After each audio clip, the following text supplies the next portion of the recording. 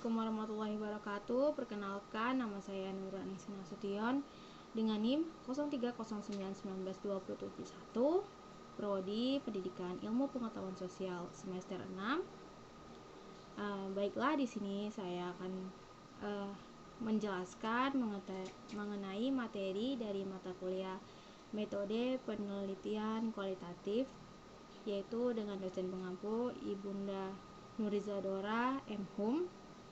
Ya, baiklah, pembahasan kali ini yaitu mengenai paradigma dan landasan filosofis penelitian kualitatif.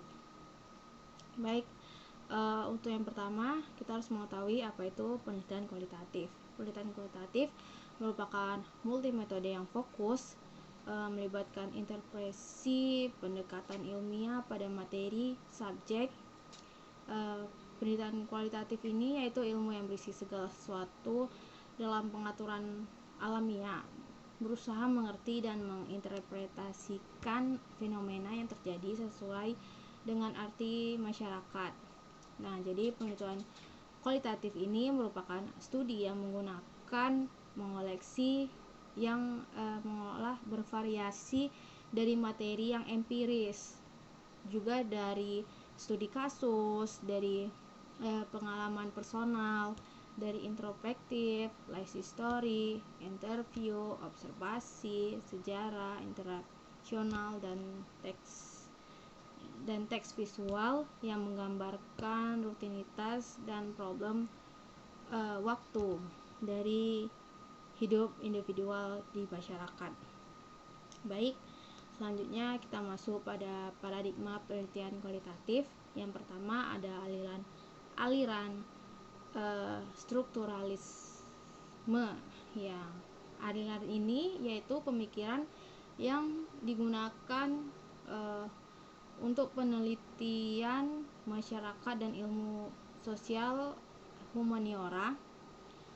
Penelitian ini mengupayakan mencari struktural sosial yang mengkaitkan dengan struktur masyarakat,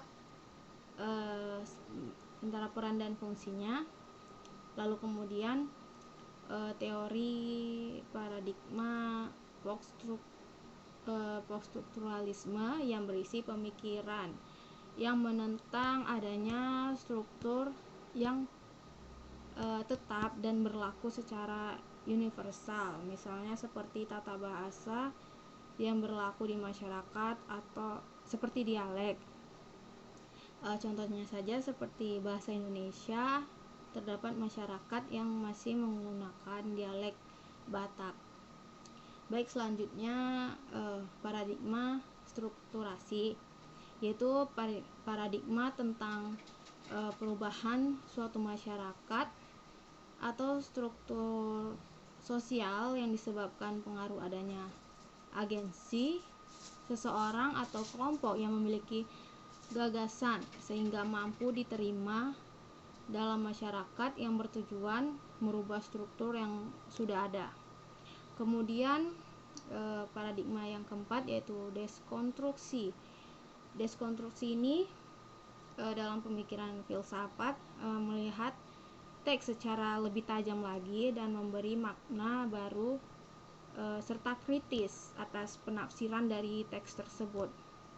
Kemudian ada etnografi, yaitu penelitian dengan cara melakukan terjun langsung.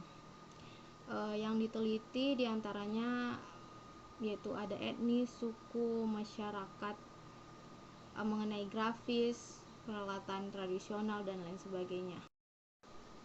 Nah, kemudian berlanjut para paradigma penelitian yang keenam, yaitu action research. Penelitian ini yaitu merupakan tindakan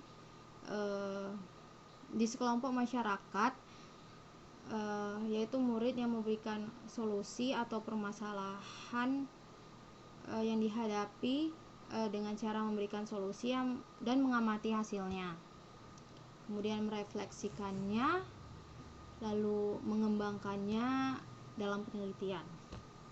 Kemudian yang ketujuh, fenomenologi, yaitu cara penelitian yang mempertanyakan langsung kepada orang yang mengalami peristiwa, aliran atau ilmu yang mempelajari proses kesadaran manusia untuk melihat gejala atau fenomena yang ada. Kemudian yang ke-8 yaitu etnometodologi, yaitu penelitian melakukan kerja lapangan untuk mengetahui cara hidup kelompok masyarakat yang diteliti. Hal ini berfungsi mengungkapkan metode yang dipakai dalam sebuah kelompok masyarakat. Kemudian yang ke-9, life history. Life history yaitu penelitian tentang riwayat seorang ini biasanya terkenal yang dia memiliki potensi keilmuan dalam bidang yang digelutinya, seperti salah satunya artis, seperti penyanyi dan lain sebagainya. Kemudian ada analisis wacana, yaitu penelitian ini mengungkapkan makna materi yang mengumpulkan hal-hal terselubung dan memiliki tendensi tertentu dari pembahasan yang ditulis, baik melalui buku, karya sastra, maupun media. Kemudian yang ke-11 ada hermeneutik, yaitu ilmu yang menafsirkan yang bertujuan untuk memahami sesuatu yang sifatnya abstrak dan gelap atau tidak jelas. Kemudian yang terakhir dari paradigma penelitian kualitatif ada semiotika, yaitu ilmu tentang tanda. Ilmu yang mengungkapkan makna tanda-tanda dalam kehidupan dalam masyarakat. Jadi tujuan penelitian ini yaitu untuk menyusun fungsi dari sistem penandaan selain bahasa dalam kesesuaian dengan tipikal proses dari beberapa aktivitas strukturalis di bawah pengamatan. Nah, setelah menjelaskan mengenai paradigma dari penelitian kualitatif, selanjutnya saya akan melanjutkan yaitu landasan filosofis penelitian kualitatif. Ada 4 landasannya, diantaranya yang pertama yaitu dalam penelitian teori sering kali digunakan untuk menjelaskan perilaku dalam sikap tertentu. Teori tersebut dapat menjadi sempurna dengan adanya variabel dan hipotesis dalam penelitian. Kemudian yang kedua yaitu para penelitian kualitatif seringkali mengungkapkan perspektif teoritif sebagai pedoman umum untuk meneliti gender, kelas, ras, budaya dan lain sebagainya. Kemudian yang ketiga, dalam penelitian teori seringkali digunakan sebagai poin akhir penelitian.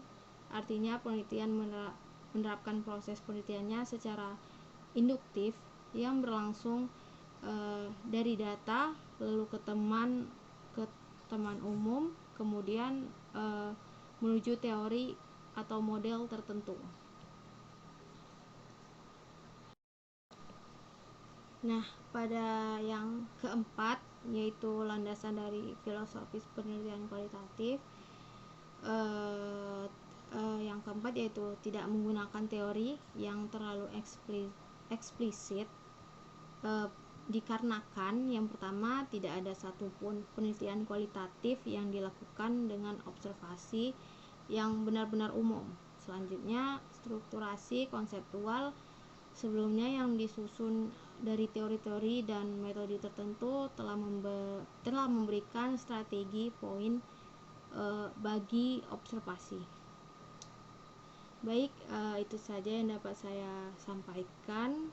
Semoga dapat dimengerti dan terima kasih yang sudah menonton video ini. Saya akhiri, wabillahi taufiq wal hidayah. Wassalamualaikum warahmatullahi wabarakatuh.